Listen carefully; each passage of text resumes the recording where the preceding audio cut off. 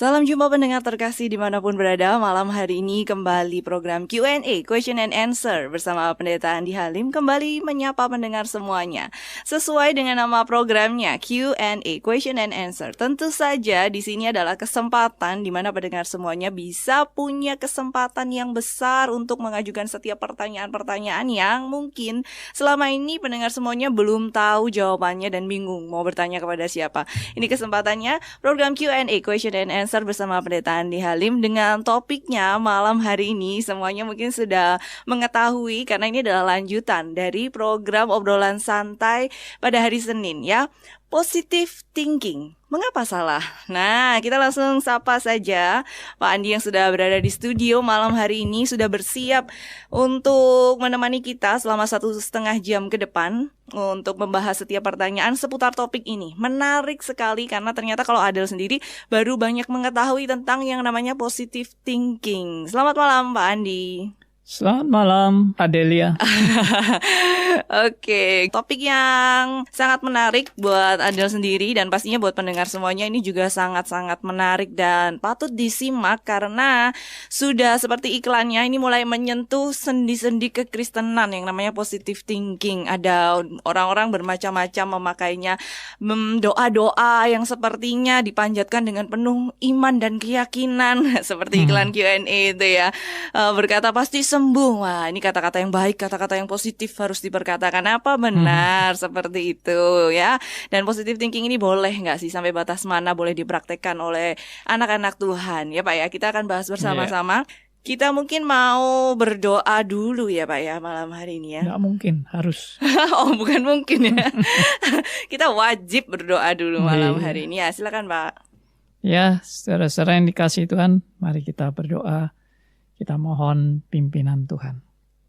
Bapa yang di surga, kami datang kepada Tuhan karena kami adalah manusia yang bergantung sepenuhnya kepada Engkau.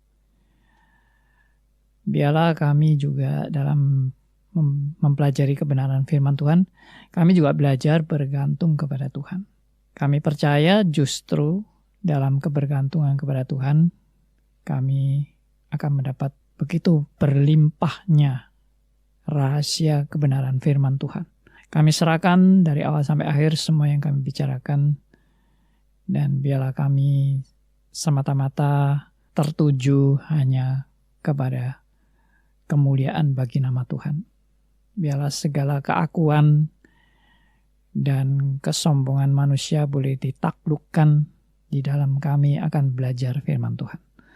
Kami serahkan doa kami dan seluruh pendengar radio RMC dimanapun berada. Tuhan juga boleh berkati. Dan Tuhan juga sertai seluruh acara ini. Dalam nama Tuhan kami Yesus Kristus, Tuhan dan Juru Selamat kami yang hidup sampai selamanya. Amin. Amin. Gimana Pak Andi? Malam hari ini kita mau memulai dengan pembahasan gimana nih? Positive thinking, mengapa salah? Iya. Saudara-saudara, positive thinking ini mirip-mirip dengan yang namanya sekarang lagi tren tuh, yaitu motivator. Oke. Motivator. Nah, kalau kita lihat tren dari kekristenan ini juga sekarang ini kekristenan ini mirip-mirip motivator. Jadi kata-kata yang seringkali dikeluarkan atau dikhotbahkan adalah kamu luar biasa. Kamu pasti bisa, ya. Kamu hebat, ya. Kamu ini anak Allah, ya, luar biasa. Anak raja gitu Pak biasanya. Anak raja, ya, pasti akan berlimpah-limpah berkat yang luar biasa. Nah, itu yang seringkali ditanamkan dalam ya khotbah-khotbah atau kesaksian dan sebagainya. Nah, bagaimana dengan pandangan Alkitab tentang motivator ini? Dan tentunya ini juga berkaitan dengan positive thinking. Ya, karena motivator selalu mengajar orang untuk ya berpositive thinking ini. Ya, kamu ini memang luar biasa, kamu pasti bisa, kamu pasti sukses, kamu pasti berhasil, apa yang kamu inginkan akan tercapai, kamu akan sukses, pasti tidak mungkin gagal, dan seterusnya dan seterusnya. Nah, cuma saya juga mau kasih masukan, ada reaksi yang sebaliknya. Jadi orang Kristen itu terlalu berserah. Berserah itu akhirnya tidak ada semangatnya. Jadi ya terserah Tuhan lah gitu. Tidak ada keinginan untuk maju ya, lalu loyo gitu ya. Ya sudah, kalau Tuhan memang mau seperti ini, ya kita mau apa lagi?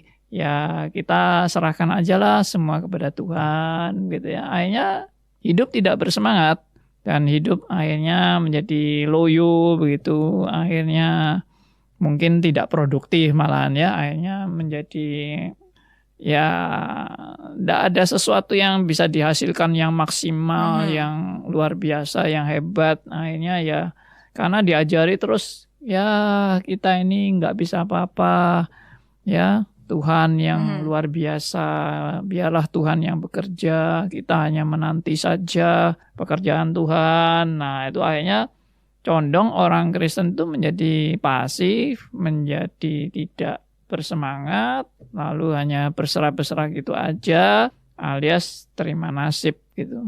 Ya udah, kita kalau sudah ditetapkan Tuhan seperti ini ya mau apa lagi, ya kita cuma bisa nerima aja gitu kan. Nah sedangkan tadi waduh motivator, waduh semangat, jangan mau kalah, ya jangan hanya mau terima-terima aja, kita harus melawan segala yang membuat kita bisa gagal atau kita bisa tidak tercapai tujuan kita. Harus semangat, harus tercapai. Nah itu bisa ekstrim dua itu. Sehingga ya dengan dua ekstrim ini akhirnya orang malah menilai ajaran Kristen itu nggak betul kalau gitu ya. Kalau cuma berserah-berserah gitu. Makanya sekarang banyak kekristenan mengadopsi semangat-semangat motivator itu. Makanya sekarang banyak dalam kekristenan itu juga, wah ya itu tadi seperti yang saya omongkan. Kamu bisa, kamu luar biasa, kamu hebat. Ya kamu anak Allah, kamu anak raja, kamu memang punya kuasa yang hebat dan sebagainya dan sebagainya. Sehingga Kristen juga nggak ada bedanya sama positive thinking, sama motivator juga nggak ada bedanya. Nah ini yang saya sudah jelaskan yang lalu bahwa aliran positive thinking ini beda dengan berpikir positif gitu. Dan kita sudah masuk kepada suatu kesimpulan bahwa berpikir positif itu sebenarnya umum. Semua orang atau semua ajaran mengajarkan berpikir positif. Jangan kita berpikir negatif. Jangan kita sikit-sikit curiga atau sikit-sikit menuduh orang yang ini atau itu yang jelek-jelek kita dalam pikiran kita. Nah itu pikiran-pikiran jelek itu negative thinking. Kita selalu negative thinking lah, itu nggak baik. Kita harus berpikir yang positif. Semua orang pasti sejelek-jeleknya orang masih ada baiknya, misalnya begitu ya. Lalu dulu latar belakangnya orang ini mungkin jelek, tapi sekarang siapa tahu dia sudah berubah, dia sudah jadi baik. Kita harus berpikir yang positif. Nah itu oke sih, secara umum oke. Tapi saya lebih menekankan penekanan dalam ajaran iman Kristen yaitu bukan hanya berpikir positif, tapi berpikir benar yang sesuai dengan firman Tuhan, sesuai dengan kebenaran Alkitab, ya, dan sesuai dengan rencana dan tujuan daripada Allah. Maka itu yang dimaksud dengan berpikir benar. Ya, benar bukan menurut kebenaran manusia, tapi benar menurut prinsip-prinsip dasar daripada Alkitab. Nah, itu yang kita bahas dan hari ini kita bisa lebih mengembangkan pemikiran-pemikiran ini kepada hal yang makin sesuai dengan firman Tuhan. Ya, saya sudah memaparkan ya, orang yang berpikir positive thinking ini atau mengikuti aliran positive thinking ini, nggak mungkin dia itu mengikuti ajaran Kristus. Seperti contohnya, barang siapa mau mengikut aku, harus menyangkal diri, memikul salib, dan mengikut aku. Nah, itu nggak ada rumus positive thinking memikul salib itu nggak ada. Itu sudah dianggap barang apa ini nggak cocok untuk zaman sekarang. Ini mana? Pikul salib itu hanya zaman Tuhan Yesus. Zaman sekarang udah nggak ada. Kita nih zaman sekarang ini zaman sukses, zaman berhasil, zaman berkembang, teknologi tinggi dan hebat, kok masih mikir-mikir salib. Itu udah ketinggalan tuh pikir salib itu. Nah, jadi itu dianggap kuno ya, menyangkal diri. Waduh, ini terlalu terlalu mungkin golongan minder wadah kalau orang bilang itu golongan orang-orang yang minder, nggak berani tampil, ya itu menyangkal diri aja lah. Kita bukan menonjol, kita ini nggak cari-cari nama, nggak cari kedudukan. Kita di layar belakang aja, ya memangnya orang-orang ini nggak ada semangat untuk maju memangnya. Makanya mereka mintanya yang di belakang layar aja. Lalu menuduh orang-orang yang mau bersemangat, mau berjuang, itu orang hanya cari nama aja atau ambisi itu hanya untuk keserakahan dari hawa nafsunya dan sebagainya. Nah, lalu ya itu tadi pikiran-pikiran negatif yang dikembangkan ya dalam kaitan dengan iman Kristen. Tapi sebenarnya apakah iman Kristen itu memang negatif seperti itu ya? Apakah menyangkal diri, memikul salib itu sesuatu yang salah ya menurut prinsip orang zaman sekarang? Nah, mari kita renungkan itu. Jadi kita ini comparekan ya, kita perbandingkan gitu antara positive thinking ini dan berpikir positif dan berpikir benar menurut Alkitab. Nah, ini sekarang bagaimana itu berpikir benar yang menurut Alkitab dan apa efek-efek negatif dari positive thinking ini ya, dan bahaya-bahaya dari positive thinking dan sebagainya. Berarti Pak, kalau positive thinking itu ya tadi kan Pak Andi bilang harusnya kita itu berpikir yang benar gitu ya Pak ya. Bukan sekedar berpikir positif. Bukan sekedar berpikir positif ya mendengar semuanya ya. Karena kemarin udah dijelaskan tentang positive thinking itu apa gitu ya. Karena yang positif juga belum tentu benar. Nah, itu yang mau Anda tanyakan tadi. Berarti boleh nggak kalau cuma sekedar berpikir positif Pak? Ya itu tadi. Saya bilang orang yang berpikir positif belum tentu benar. Yaitu positif menurut siapa. Dan kalau benar kita bilang benar, kebenaran itu adalah benar pada dirinya sendiri. Dan benar pada dirinya sendiri itu adalah kebenaran yang bukan menurut manusia, bukan menurut pikiran manusia. Benar yang pada dirinya sendiri adalah yang bersumber dari kebenaran yang sejati. Dan kebenaran yang sejati itu ya hanya ada pada Allah. Dan kebenaran sejati yang pada Allah itu ya yang dinyatakan dalam kitab suci. Jadi kita kalau mau berpikir benar, kita harus benar-benar mempelajari kitab suci dengan sebaik-baiknya, dengan seketat-ketatnya. Jangan baca kitab suci dengan sembarangan lalu seenaknya sendiri menafsirkan Alkitab lalu menurut seleranya masing-masing. Akhirnya Alkitab pun menjadi dimengerti secara kacau balau atau amburadul dan tidak benar-benar mau kembali kepada prinsip-prinsip Alkitab. Ya, memang saya dalam question and answer ini justru saya merindukan teman-teman bertanya. Ya, karena namanya aja question and answer. Tanya dan jawab ya Pak. Nah, jadi kalau tidak ada yang tanya ya selesai. Pulang lebih awal dong kita ya. Jangan. Oke, ini Waye katanya senang sekali bisa mendengar acara ini. Salam dari Bogor. Hai buat yang di Bogor ya semuanya. Sampai di Bogor kita Pak. Oh ya, wah. Ada Binsar MS nih, ada pertanyaan Pak. Apakah Ya, ajaran positive thinking sama dengan optimisme? Atau mungkin ini lebih tepatnya apakah berpikir positif ya Pak ya, sama dengan optimisme? Kalau positive thinking kan kemarin kita udah jelaskan panjang dan lebar, itu mengarah kepada sebuah aliran yang membuat pikiran itu menentukan nasib kita gitu ya. Atau gimana Pak? Positive thinking sama dengan optimisme atau berpikir positif yang sama dengan optimisme? Kan tadi ya kita berpikir yang baik, masa ke depan itu pasti bisa jadi lebih baik ya, bersama Tuhan. Itu gimana Pak? Beda tipis sama optimisme ini Pak. ya.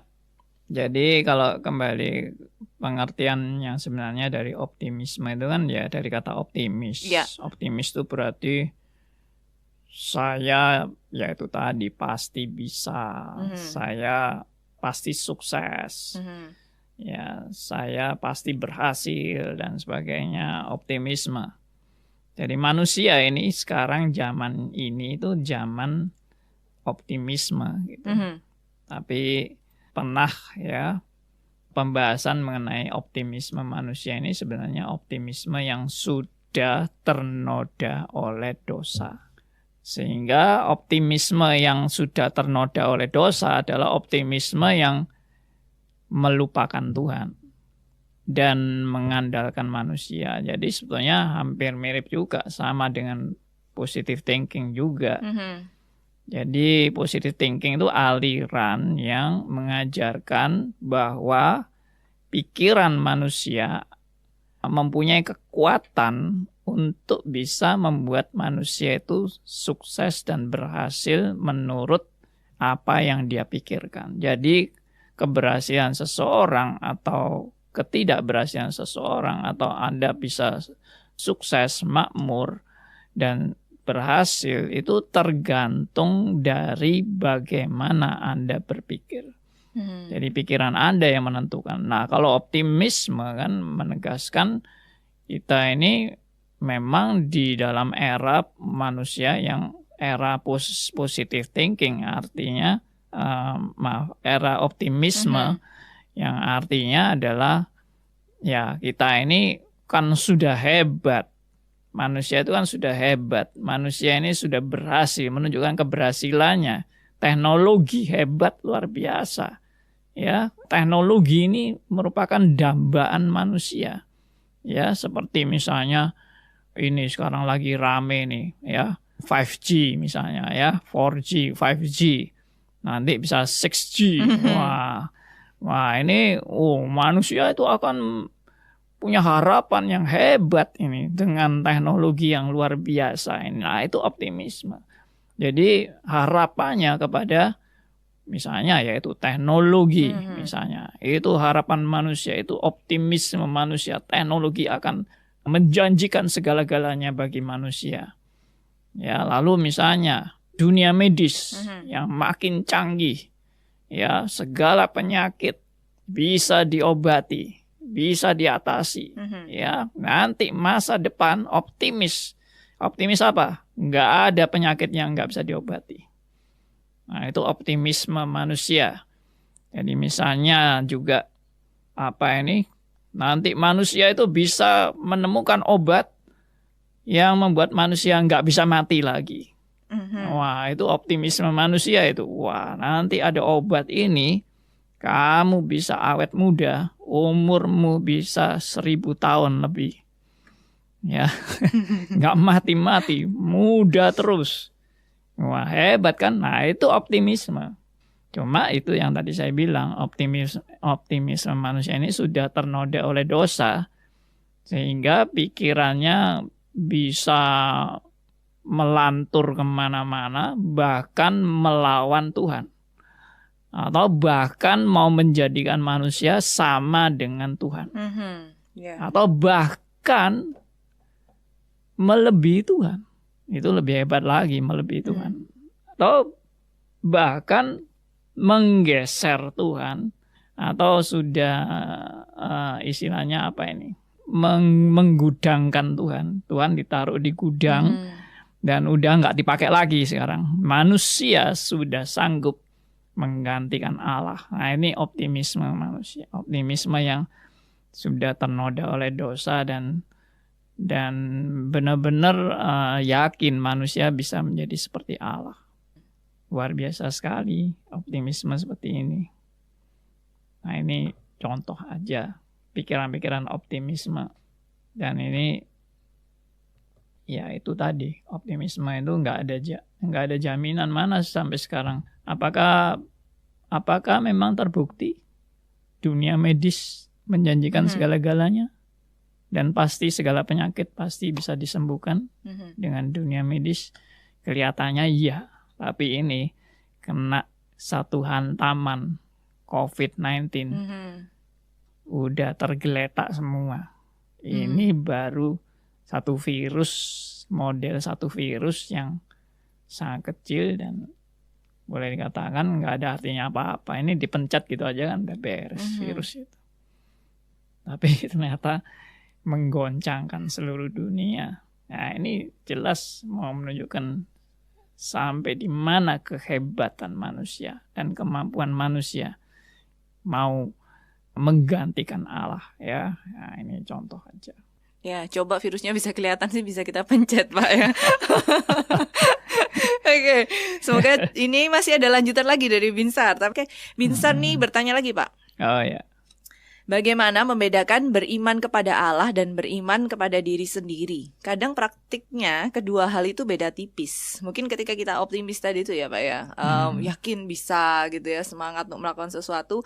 Gimana caranya kita itu yakin kalau kita ini percaya kepada Allah atau percaya kepada diri kita sendiri? Ya, bagus sekali ya pertanyaannya ini. Jadi ini mengoreksi cara-cara berpikir yang kelihatannya benar tapi nggak benar. Yang kelihatannya ini pikiran Kristen tapi sebenarnya ini bukan pikiran Kristen. Jadi iman tuh apakah iman tuh kepada diri sendiri atau kepada Allah, itu bedanya di mana ya. Nah, saya mau tegaskan mengenai sumber iman. Jadi kalau kita iman itu kita udah pernah bahas ya iman itu ya. Jadi iman itu tidak sama dengan yakin, tidak sama dengan sugesti diri, tidak sama juga dengan positive thinking ini, tidak sama dengan orang yang berimajinasi dan meyakinkan diri tentang imajinasinya yang pasti berhasil. Nah, itu tidak demikian. Tapi iman itu kalau kita baca dari Roma 10 ayat 17, nah itu sangat jelas sumber iman itu bukan dari keyakinan manusia, dari sugesti manusia, tidak. Tapi iman itu berasal dari yang ditulis di Roma 10 ayat 17. Nah, Adelia bacakan buat kita. Ya, kita akan membaca satu bagian firman Tuhan dari Roma 10 ayatnya yang ke-17. Jadi, iman timbul dari pendengaran dan pendengaran oleh firman Kristus. Iya. Jadi, sumber iman itu adalah pendengaran, bukan suara hati kita. Tapi pendengaran, dan pendengaran akan firman Kristus. Ya, akan firman. Berarti iman itu sumbernya ya dari firman. Bukan dari keyakinan diri, dari sugesti diri, dari positive thinking, atau dari hipnoterapi atau apa segala macam itu sekarang yang lagi berkembang. Nah, itu bukan, tapi berasal dari firman. Nah, pertanyaannya kembali lagi nanti ya. Nah, bagaimana kita bisa mengerti itu dari firman atau dari diri kita sendiri gitu. Nah, tentunya kalau dari firman ya kita harus belajar memahami firman Tuhan. Bagaimana firman Tuhan itu? Nah, kalau dari diri sendiri, apa bedanya firman Tuhan dan dari diri kita sendiri? Bedanya itu sangat jelas sebetulnya. Yang satunya itu adalah teosentris, yang satunya teosentris itu adalah berasal dari firman, selalu teosentris.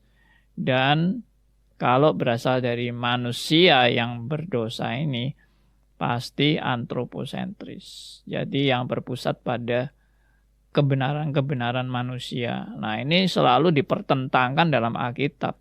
Antara teosentris dan antroposentris itu tidak mungkin sejalan. Nah, tidak mungkin juga pertama memang harus teosentris, yang kedua harus antroposentris. Itu ngaco ya. Nggak ada kebenaran seperti itu. Karena Allah itu mengajar saudara dan saya untuk semuanya berpusat kepada Allah. Pusat itu tidak mungkin ada dua. Kalau pusat ada dua itu misalnya roda itu pusatnya dua. Bagaimana roda pusatnya dua? Ya jalannya kacau balau, mungkin rusak langsung rodanya karena pusatnya dua. Jadi nggak mungkin itu, nggak ada pusat dua itu, nggak ada pusat teosentris dan antroposentris. Apalagi teosentris dan antroposentris itu saling bertolak belakang, saling bertentangan satu dengan yang lain. Ya, satunya adalah untuk kemuliaan bagi Allah, satunya untuk kemuliaan bagi manusia. Nah, bagaimana kemuliaan Allah dan kemuliaan manusia bergandengan, lalu saling bersaing satu dengan lain? Nggak mungkin. Jadi kemuliaan hanya bagi Allah, itu pernyataan Alkitab, kemuliaan bagi Allah. Nah, bagaimana manusia memuliakan Allah? Itu yang sinkron, bukan bagaimana Allah juga dimuliakan dan manusia juga punya porsi untuk dimuliakan juga. Akhirnya ada dua hal yang perlu dimuliakan, yaitu tadi dua center, dua pusat yang tentunya menjadi kacau. Jadi itu nggak benar. Nah, apakah kalau teosentris berarti manusia sama sekali tidak dipedulikan? Nah, itu juga salah, kesimpulannya salah. Bahwa teosentris itu sangat memperhatikan manusia, bukan jadi antroposentris, tidak. Tetapi manusia yang diperhatikan itu pun demi teosentris. Gitu. Jadi Allah memperhatikan manusia atau Allah menyelamatkan manusia itu demi teosentris, bukan Allah menyelamatkan manusia demi antroposentris. Nah, itu satu pandangan yang salah kalau manusia itu diselamatkan demi antroposentris. Itu sama sekali tidak benar. Kita bisa lihat itu di 2 Korintus pasal 5 ayat yang ke-15 ya. 2 Korintus 5 ayat 15, coba dibacakan. Kita membaca satu bagian firman Tuhan dari 2 Korintus 5 ayat 15. Dan Kristus telah mati untuk semua orang, supaya mereka yang hidup tidak lagi hidup untuk dirinya sendiri, tetapi untuk Dia yang telah mati dan telah dibangkitkan untuk mereka. Nah, ada kalimat penting kan itu? Apa itu kalimat pentingnya? Kristus sudah mati bagi kita ini supaya apa? Supaya yang hidup tidak hidup untuk dirinya sendiri. Yes.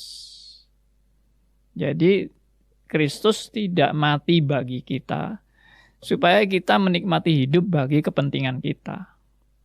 Nggak ada itu rumus seperti itu. Saya dulu sebelum merenungkan ayat ini, saya juga merasa, Kristus itu luar biasa ya kasihnya bagi kita, sampai mau mati bagi kita, segala-galanya diberikan bagi kita, supaya kita bisa menikmati hidup dan bersenang-senang dan bersuka cita.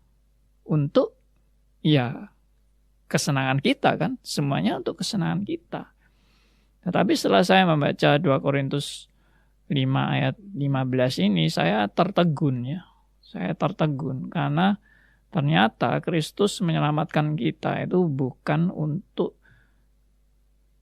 kita memenuhi segala kesenangan bagi diri kita sendiri. Sama sekali tidak. Nah, ini contoh firman Tuhan yang mengingatkan kita bahwa teosentris, ya, semuanya adalah teosentris. Jadi Kristus mati buat kita, bukan karena semua berpusat pada manusia. Tidak. Kristus mati buat kita supaya kita hidup bagi Kristus. Nah, ini sangat jelas sekali. Ini iman yang berasal dari diri kita atau iman yang berasal dari Allah. Kalau iman dari Allah selalu teosentris. Iman dari manusia itu antroposentris. Makanya kalau kita bilang ada orang yang beriman, pasti sukses, pasti berhasil. Saya bertanya-tanya, ini iman yang pasti sukses, pasti berhasil itu untuk siapa? Ya toh? Mungkin dalihnya sih untuk Tuhan, kita untuk memuliakan Tuhan. Tapi kita harus sukses, kita harus berhasil. Mungkin untuk kemudian bagi Tuhan itu hanya tambalan-tambalan yang untuk bumbu-bumbu saja. Atau hanya berapa persen gitu ya. Nah, untuk bumbu-bumbu aja. Tapi yang penting gua sukses, itu yang penting. Gua berhasil, itu yang penting. Kamu hebat, kamu luar biasa. Nah itu apa? Spirit apa itu? Kamu hebat, kamu luar biasa. Saya juga tidak setuju yang sebaliknya tadi ya. Lalu Kristen itu tidak ada semangatnya. Lalu loyo-loyo. Lalu ya semua terima nasib. Seperti itu ya. Seperti tidak ada nafsu hidup lagi gitu ya. Jadi Kristen itu jadi orang yang menjalani hidup tanpa nafsu gitu.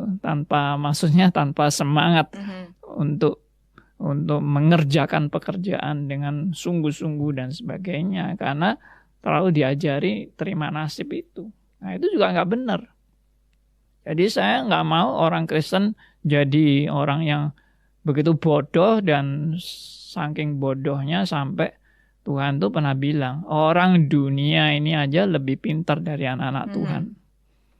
Ya, kalah pinter dari orang dunia. Anak Tuhan tuh kalah pinter sama orang dunia. Karena orang dunia itu begitu semangatnya mencari kesempatan-kesempatan dan berjuang untuk tidak menyerah begitu. Sedangkan anak Tuhan ya sudah belum sudah menyerah. Orang mau tinju belum sudah ya sudah aku kalah aja deh. Jadi nak mau tinju. Jadi sebelum perang udah kalah gitu. Nah, itu juga bukan yang benar. Ya, iman Kristen tidak pernah mengajarkan kita terima nasib, lalu akhirnya nasibisme, takdirisme, fatalisme. Nah, itu semua ajaran-ajaran yang justru bukan kekristenan juga. Jadi sekali lagi, optimisme yang sudah ternoda oleh dosa juga bukan ajaran iman Kristen. Ya, yang berpusat pada manusia itu bukan iman Kristen. Semua harus berpusat bagi Allah, dan berpusat bagi Allah itu justru harus yang benar-benar yang the best. Kalau berpusat bagi Allah, jangan berpusat bagi Allah lalu berikan sampah-sampah bagi Allah. Jangan berpusat bagi Allah lalu berikan bekas-bekas bagi Allah atau sisa-sisa bagi Allah. Tapi bagi Allah itu mestinya yang the best. Ya. Nah, the best from the best. Ya, the best yang terbaik dari yang terbaik. Ya, paling top baiknya itu yang bagi Allah.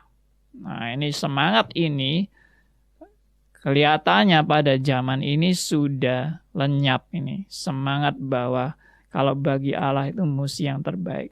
Seringkali manusia sekarang bagi Allah itu sisa-sisanya aja. Bagi Allah itu sisa-sisa tenagaku. Bagi Allah itu sisa-sisa pikiranku. Bagi Allah itu sampah-sampah aja.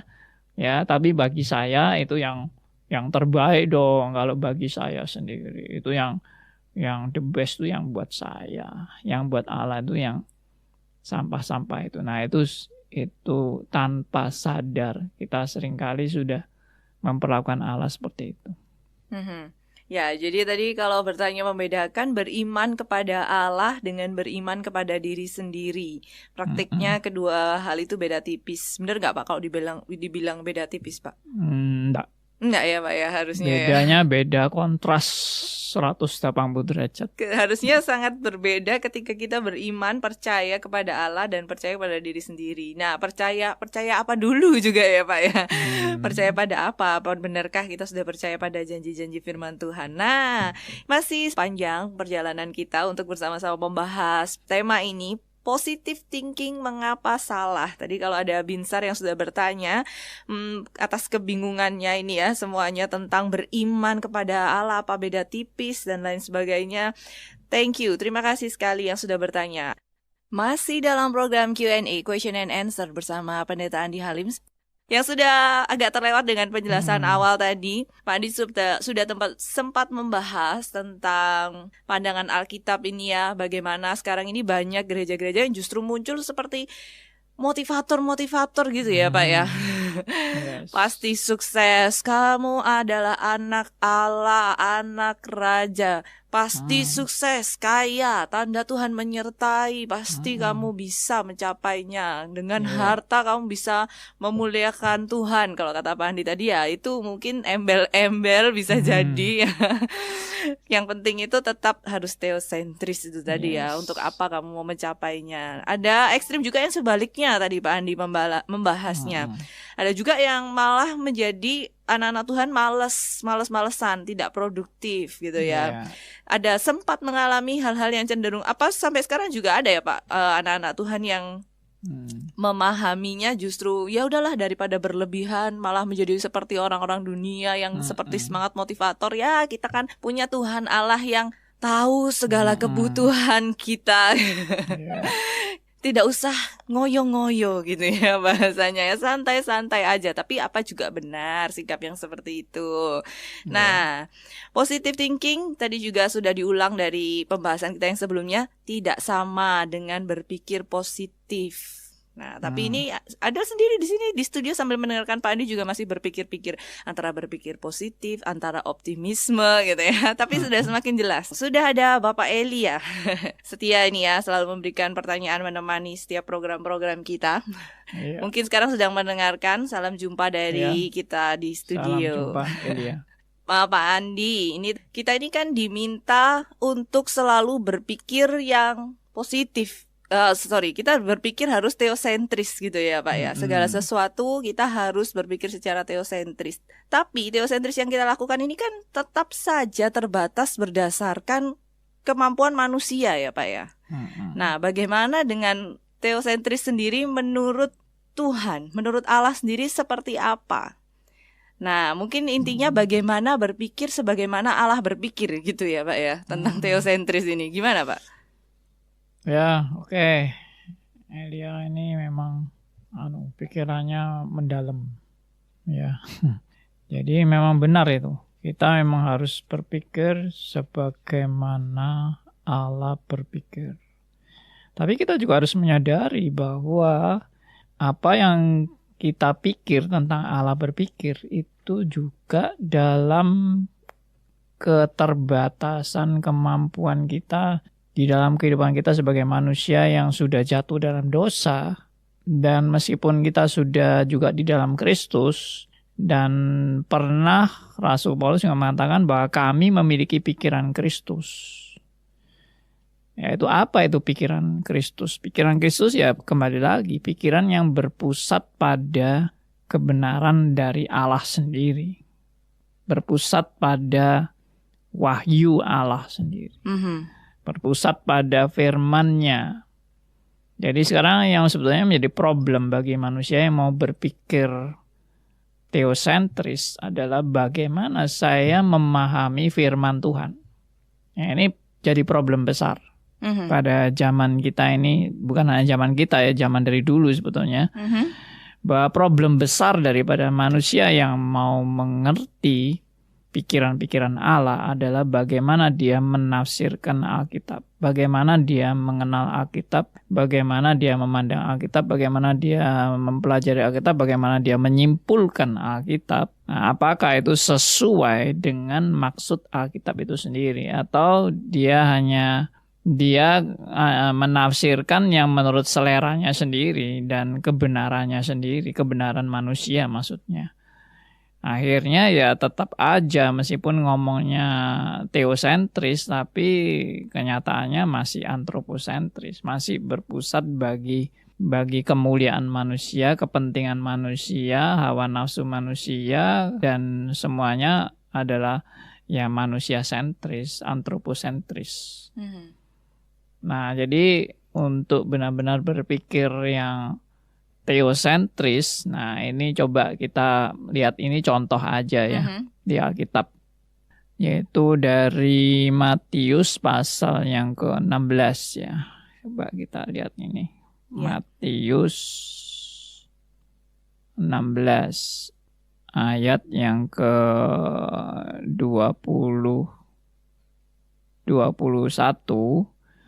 sampai ayat yang ke 25 ya.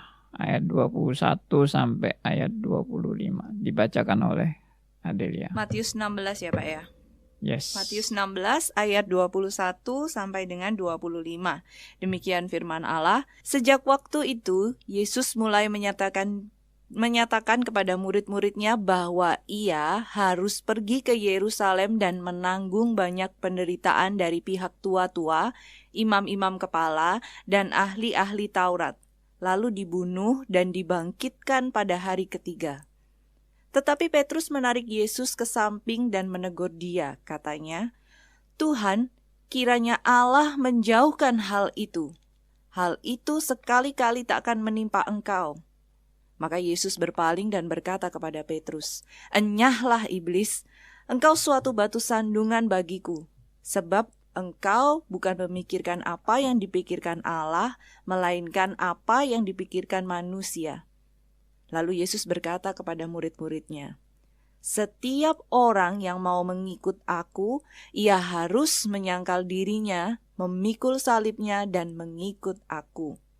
Karena barang siapa mau menyelamatkan nyawanya, ia akan kehilangan nyawanya.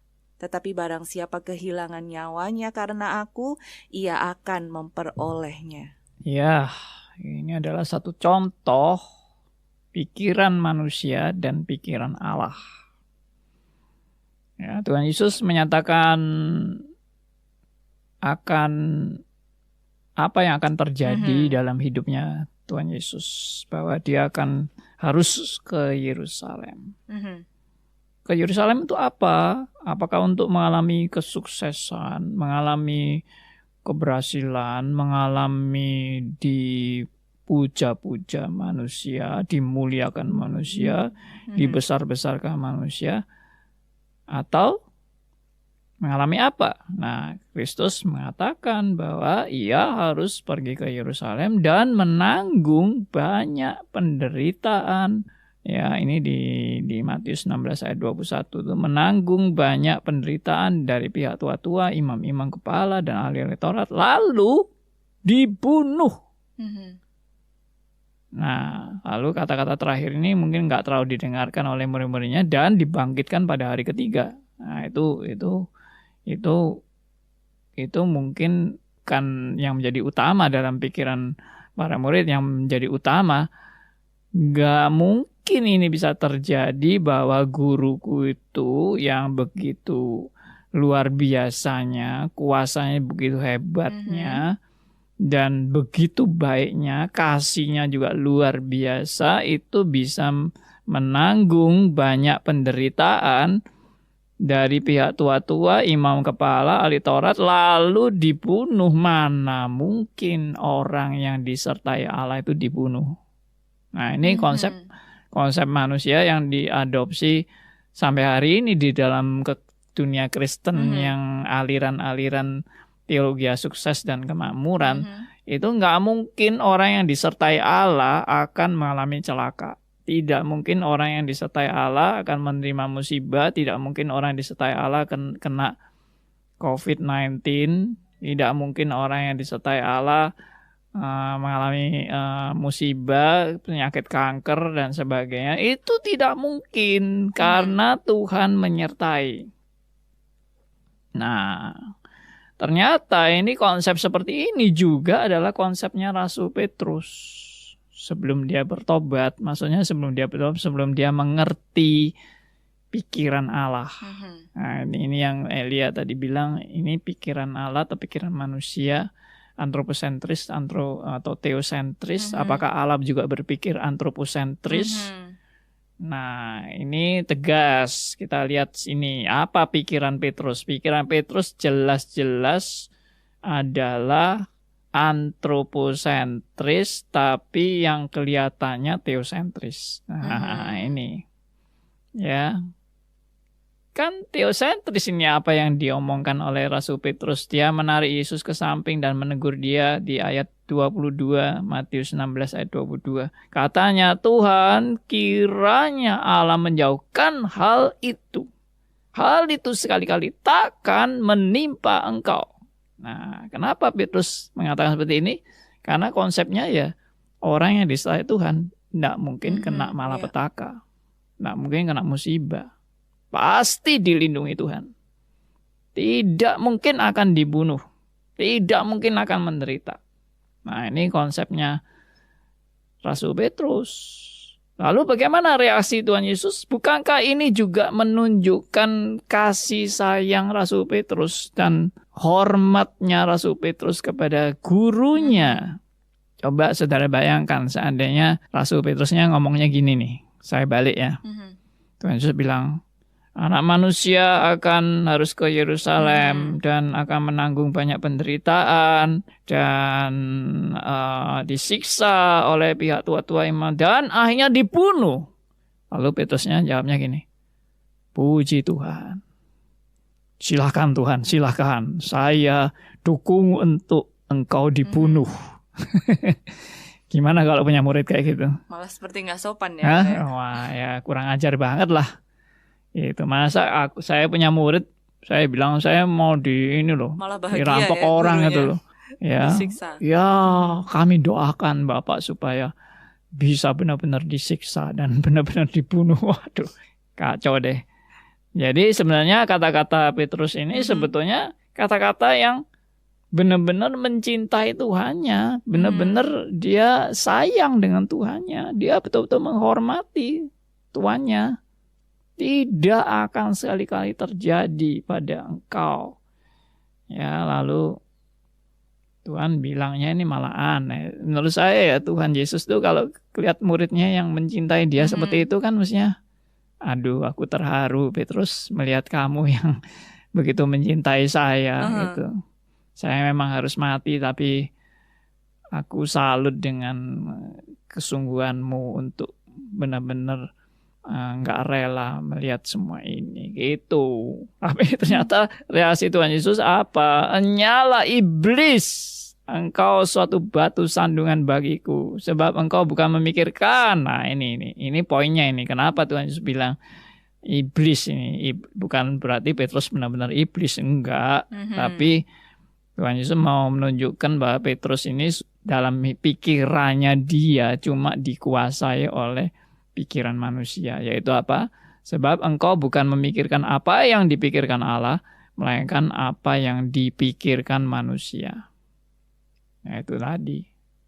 Teosentris dan antroposentris. Ini kan bertolak belakang. Tuhan Yesus tidak bilang, kamu itu baik Petrus, kamu itu sudah benar-benar mau memperhatikan saya dan menolong saya dan mendukung saya, berpihak pada saya. Saya senang loh ada murid-murid yang berpihak pada saya. Tapi Tuhan Yesus malah bilang, nyala iblis, engkau suatu batu sandungan bagiku. Ya, engkau bukan memikirkan apa yang dipikirkan Allah, melainkan apa yang dipikirkan manusia. Jadi Petrus hanya melihat dari sisi logika manusia. Itu tadi, kalau Tuhan menyertai, tidak mungkin ada sakit penyakit. Tuhan menyertai, tidak mungkin ada kegagalan. Tuhan menyertai, tidak mungkin ada musibah. Tidak mungkin ada malapetaka. Tidak mungkin bisa dibunuh kalau Tuhan menyertai. Nah, ini semua konsep-konsep yang ternyata salah. Dan Tuhan Yesus mengajar kepada murid-muridnya, setiap orang yang mau mengikut aku, itu di ayat 24.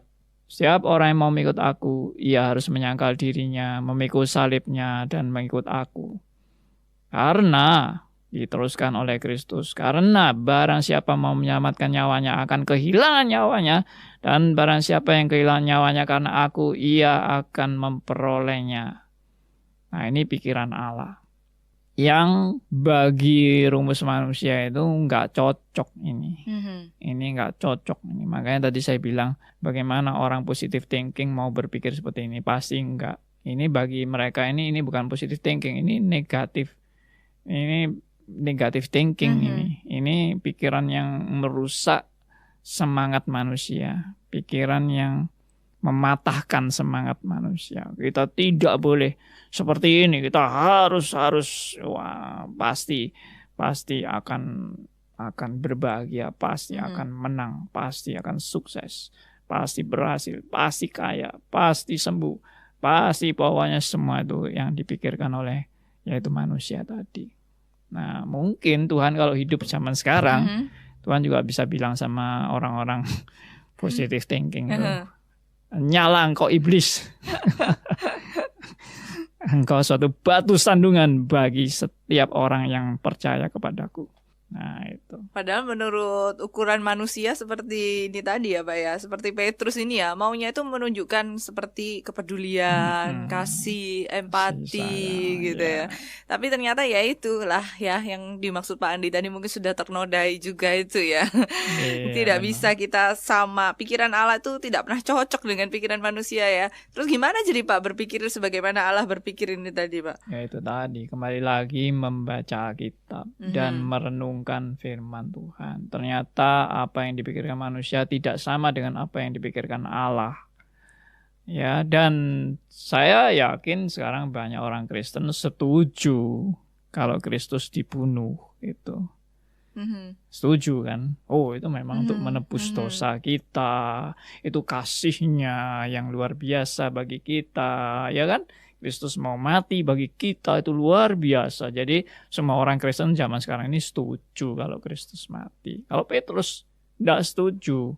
Tapi kalau kita bayangkan kita dulu hidup dalam zaman Petrus, pasti kita juga semua tidak setuju. Iya. Ya, no? Apalagi terdekat orang-orang terdekatnya yang bersama-sama dengan Yesus gitu pasti ya. Pasti tidak setuju. Dan saya yakin orang zaman sekarang sebetulnya nggak beda sama konsepnya Petrus. Biarpun mengatakan sekarang ini puji Tuhan Kristus mau mati buat saya. Ya bagi kita Kristus nggak apa-apa mati buat saya kan untuk kepentinganku. Nah, jadi orientasinya itu tetap diri sendiri kan. Tetap aku ya Pak ya. Iya, Kristus mati kan buat aku, buat kepentinganku, buat keselamatanku, buat diriku, si aku. Nah, antroposentris masihan berpikirnya Kristus mati buat aku. Supaya aku bisa hidup enak, hidup sukses, hidup untuk keberhasilanku, kepentinganku, kesembuhanku, kekayaanku, dan sebagainya. Nah, semua orientasinya si aku terus. Jadi akhirnya sama. Tapi misalnya saya balik ini ya. Misalnya saya balik. Bagaimana kalau Tuhan menubuatkan saya akan dibunuh demi saya mengikut Kristus? Saya aminkan enggak itu dalam hidup saya? Amin Tuhan. Saya siap dan rela dibunuh demi kemuliaan nama Tuhan. Nah itu kebanyakan enggak mau kan. Iya. Oh jangan saya Tuhan, jangan saya ya toh. Saya enggak siap Tuhan. Saya enggak siap untuk dibunuh itu. Saya hanya mau Engkau aja yang dibunuh. Nah. Hanya Kristus saja yang dibunuh. Jangan saya. Saya ini kan lain. Saya ini kan bukan Kristus. Saya ini manusia. Dan Tuhan kan hidup mati untuk saya kan. Tuhan mati untuk saya. Jadi saya bukan mati untuk Tuhan. Ya kalau Tuhan mati buat saya itu yang betul. Tapi saya mati buat Tuhan itu bukan itu. Keliru. Salah rencana. Nah kebanyakan kita itu tanpa sadar itu sudah seperti itu. Jadi itu tetap antroposentris. Kita ini makanya terus menerus mesti diingatkan oleh firman Tuhan itu untuk belajar bagaimana yang namanya teosentris. Memang teosentris itu tidak selalu teosentris itu bukan sesuatu yang menyenangkan dan mengenakkan kita. Berarti fenomena cara berpikir seperti Petrus ini banyak juga ya Pak ya sekarang ya Pak ya. Banyak. Kalau orang disertai Tuhan seperti tadi, kalau Tuhan ya tidak mungkin dong sampai mati, harus dibunuh. Kalau sekarang kan bahasanya kalau Tuhan menyertai kita pasti nggak sakit, pasti nggak ada malapetaka. Nah, ini tadi beberapa hal yang Adel amati, berarti orang terdekat dengan Tuhan pun masih bisa berpikir secara keliru ya Pak. Benar sekali. Yang terlihat baik, empati, kasih sayang dan lain sebagainya itu ternyata tetaplah bentuk antroposentris manusia ya, selalu kembali kepada manusia lagi. Bahkan ketika kita berpikir Allah diselamatkan, Allah mati untuk menyelamatkan kita, tetap ada kata kita lagi di situ. Oke. Itu saya mau kasih semacam evaluasi untuk diri kita sendiri lah ya. Kita ini jangan sok bergaya saya ini lebih pinter dari Petrus. Petrus itu memang bodoh, tidak bisa melihat misi Kristus datang ke dunia. Ya, kalau kita ini kan bisa melihat sudah misi Kristus datang ke dunia untuk mati. Petrus itu masih bodoh, nggak mengerti dia tidak memahami akan misi Kristus. Nah, jadi itu yang tadi saya bilang. Kita seringkali membodoh-bodohkan Petrus. Tapi saya kan tadi bilang kalau kita hidup dalam zaman Petrus, ya sama aja. Kita sekarang hidup dalam zaman kita aja juga sama. Seperti yang tadi saya bilang. Itu kalau terjadi untuk Kristus kita welcome aja. Tapi untuk terjadi pada keluarga kita, mungkin kita nggak mau. Kita nggak mau keluarga kita menderita. Kita nggak mau keluarga kita mengalami kesusahan. Kita nggak mau kita mengalami kerugian. Bisnisku hancur. Aku nggak mau. Aku maunya sukses. Aku maunya berhasil. Aku maunya aku yang dimuliakan, aku yang menikmati hidup dan menyenangkan, hidup itu menyenangkan, dan itulah tujuanku untuk percaya kepada Kristus supaya Kristus juga menyenangkan aku. Nah, jadi tetap orientasinya itu si aku terus begitu. Nah, itu kita harus hati-hati ya. Kita ini sekarang menyembah Tuhan dengan spirit antroposentris atau menyembah Tuhan dengan spirit teosentris. Pak, sudah ada yang bertanya di WhatsApp. Shalom Bapak Pendeta, saya Mesobab Marcel dari Kupang, NTT. Wah, jauh nih Pak. Saya menghadapi masalah, kemudian saya sharing kepada teman. Kemudian dia sarankan supaya saya harus berpikir hal terburuk yang bisa terjadi dari masalah itu. Sehingga katanya nantinya masalah terburuk itu kalau terjadi ke saya bisa menerimanya.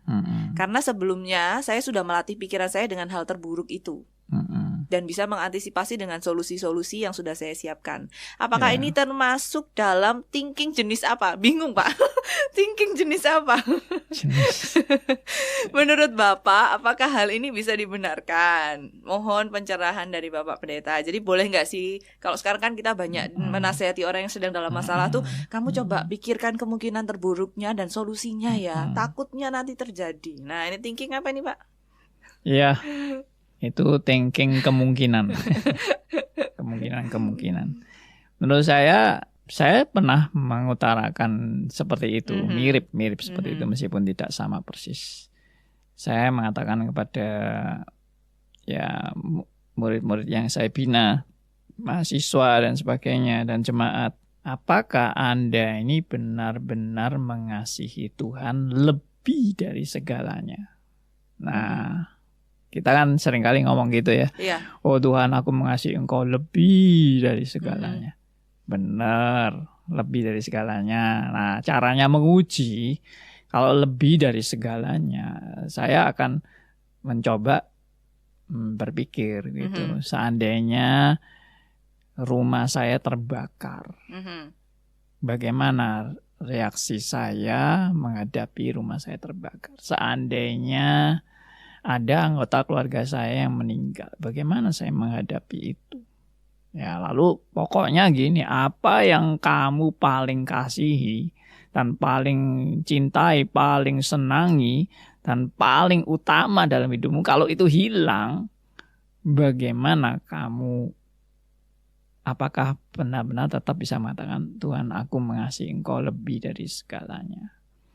Atau aku kecewa, atau aku marah kepada Tuhan. Kenapa Tuhan? Engkau mengambil ini yang aku kasih ini. Ya, aku enggak terima kepadamu. Nah, bagaimana? Atau kita shock, atau kita putus asa, kita merasa kehilangan segala-galanya, ya, atau kita sadar bahwa segala-galanya itu tetap Allah. Nah, ini saya pernah melatih rekan-rekannya saya bina untuk berpikir seperti itu. Apakah ini berpikir yang dibenarkan nggak? Nah, gitu, Pak? benar apa enggak berpikir seperti itu? Menurut saya ini kan cuma menguji aja. Menguji itu maksudnya mengoreksi omongan saya ini benar-benar konsisten nggak omongan saya. Memang ini baru berpikir, dan berpikir itu tidak sama dengan kalau betul-betul terjadi. Ya. Berpikir itu bisa, oh bisa aja saya, bisa aja. Nanti dulu, jangan cepet-cepet ngomong bisa. Ya, kita ini kan tidak bisa membayangkan kalau itu benar-benar terjadi, itu kira-kira yang ada di benak saya itu apa yang sedang saya pikirkan kalau itu betul-betul terjadi. Seperti tadi misalnya, saya rela mati bagi Kristus. Nah, gimana kalau kamu diancam ya oleh misalnya teroris atau apa, kamu akan dibunuh kalau kamu tetap berani memberitakan Kristus. Nah, kira-kira kita masih mau berani melangkah atau sudah takut setengah mati ya, udah dak-dikduk terus itu, udah nggak bisa tidur, udah gimana, bingung gitu. Nah, ini antara terjadi benar-benar dan kalau kita cuma ngomong tok ya gampang memang. Oh, saya pasti nggak takut saya. Biarpun mau diancam dibunuh, saya nggak takut, saya lawan, saya sikat habis. Nah, itu kan gaya pedemu gitu ya, terlalu percaya diri gitu. Tapi kok betul-betul mengalami. Nah, artinya apa? Dari kata-kata saya itu artinya apa? Sebetulnya manusia itu tidak mungkin kuat menghadapi segala pencobaan itu dengan kekuatan dirinya sendiri. Tidak mungkin kuat. Poinnya adalah kamu itu pasti nggak bisa mengandalkan kekuatanmu sendiri untuk menghadapi itu. Nah, ini berpikir yang benar itu yang tadi saya bilang, kita bukan positive thinking, wah hebat, pasti bisa, atau juga berpikir yang terlalu negatif gitu ya, atau bagaimana. Tapi berpikir benar adalah manusia itu sebenarnya tidak punya kemampuan apa-apa dari dirinya sendiri kalau bukan Tuhan yang menopang dia. Nah, itu berpikir benar. Ya, kalau bukan Tuhan yang menopang, bukan kekuatan Tuhan, maka manusia tidak bisa berbuat apa-apa ya. Tapi bagaimana? Lantas kekuatan dan penopangan yang Tuhan berikan itu kita pakai dalam seperti apa? Oke, semoga menjawab mesobab yang ada di jauh di Kupang, NTT ya. Oke, salam jumpa dan salam kenal buat semua pendengar nih yang sudah bergabung untuk mendengarkan. Dan apa ada kesimpulan Pak yang mau disampaikan sebelum kita harus undur diri? Ya, tetap sangat membutuhkan dukungan doa dari teman-teman agar acara ini boleh benar-benar dipakai Tuhan untuk menjadi berkat bagi banyak orang ya, untuk bertumbuh dalam kebenaran. Oke. Mari kita ya menyimpulkan semua yang kita bicarakan ini, yaitu bahwa ya kita memang tidak bisa mengandalkan kekuatan kita sendiri. Tapi itu tidak berarti kita menjadi orang pasif, dan menjadi orang yang loyo, tidak bersemangat. Tidak, salah itu. Jadi kita justru menyadari kita tidak mungkin punya kekuatan dari diri kita sendiri, karena itu kita mengandalkan Tuhan. Dan dengan mengandalkan Tuhan, segala yang tidak mungkin bagi manusia, mungkin bagi Allah. Maka dengan mengandalkan Tuhan bukan berarti kita makin tidak bersemangat. Tapi seharusnya kita makin bersemangat. Tapi bersemangat bukan optimisme yang sempit tadi ya.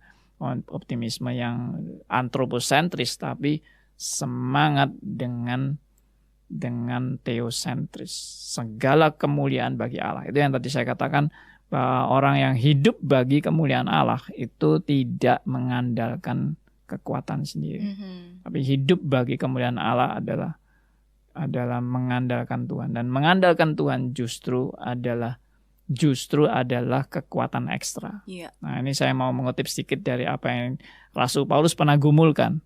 Dia minta supaya duri dalam daging Ya. itu dicabut dari dirinya. Tuhan bilang, cukuplah kasih karuniaku bagimu, sebab dalam kelemahanlah kuasaku menjadi sempurna. Nah itu, dalam kelemahan, manusia dalam ketidakberdayaan, kuasa Allah makin sempurna dinyatakan dalam hidup saudara dan saya. Nah, biarlah ini boleh jadi berkat bagi kita semua. Dan mari kita berdoa, bersyukur pada Tuhan. Bapa yang di surga, kami sungguh bersyukur dan berterima kasih karena anugerah-Mu. Kami bersyukur karena belas kasihan Tuhan bagi kami. Kami bersyukur karena Tuhan boleh mencelikkan mata rohani kami. Kami bersyukur melihat zaman sekarang yang begitu mengandalkan positive thinking, yang antroposentris. Tuhan mengajar kepada kami untuk berpikir benar, yang teosentris. Semua adalah bagi kemuliaan Allah, dan manusia sedang dididik dan dihajar dan dibentuk oleh Tuhan. Hari demi hari makin mengenal firman Tuhan dan hidup bagi kemuliaan nama Tuhan. Terima kasih Tuhan sudah memberikan segala-galanya yang terbaik bagi kami orang-orang berdosa ini, yaitu Yesus Kristus yang mau mati bagi kami. Supaya hidup kami tidak lagi hidup untuk diri sendiri, tapi hidup bagi Allah. Kami serahkan seluruh pendengar radio RMC dimanapun berada. Tuhan berkati, dan kami berdoanya dalam satu nama, yaitu nama Tuhan kami Yesus Kristus, Tuhan dan Juru Selamat kami yang hidup sampai selamanya. Amin. Amin. Terima kasih banyak untuk Pak Andi yang sudah menemani pendengar Ya, semuanya dari terima kasih pukul sama-sama. 6 tadi. Biar pelayanannya semakin dipakai Tuhan dengan luar biasa. Tuhan berkati semuanya. Terima kasih buat pendengar semuanya yang sudah setia mendengarkan juga, khusus untuk program Q&A hari ini, Question and Answer bersama Pendeta Andi Halim dengan tema Positive Thinking, Mengapa Salah. Terima kasih buat semuanya, dan terus pantau, terus simak program-program dari RMC Radio, karena kita sekarang sudah memiliki beberapa program baru juga, dan biarlah kami rindu ini semua boleh menjadi berkat untuk pendengar semuanya yang terus setia mendengarkan RMC Radio. Saya Delia pamit undur diri, dan Tuhan memberkati.